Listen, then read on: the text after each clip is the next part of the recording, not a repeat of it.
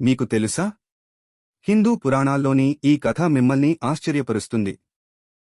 ధ్రువ మహర్షి చిన్నప్పటి నుండి భగవంతుని గురించి తెలుసుకోవాలని కోరుకున్నాడు.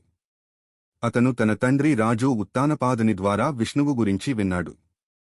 ధ్రువ మహర్షి తపస్సు చేయడం ప్రారంభించి ఆయనను సంతోషపరచాలని అనుకున్నాడు. అతని తపస్సుకు మెచ్చిన విష్ణువు అతనికి దర్శనమిచ్చాడు. విష్ణువు ధ్రువ మహర్షిని ఆశీర్వదించి అతనికి ధ్రువ నక్షత్రంగా ప్రసాదించాడు. ధ్రువ మహర్షి తన తపస్సు ద్వారా విష్ణువును సంతోషపరిచి గొప్ప ఫలితాన్ని పొందాడు. ధ్రువ మహర్షి యొక్క కథ మనకు భగవంతుని గురించి తెలుసుకోవడం యొక్క ప్రాముఖ్యతను చెబుతుంది.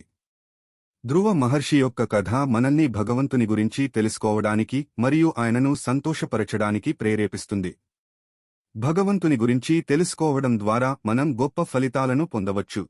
ఇలాంటి తెలుగు పురాణ కథల కోసం సబ్స్క్రైబ్ చేయండి, బెల్ ఐకాన్ నొక్కండి.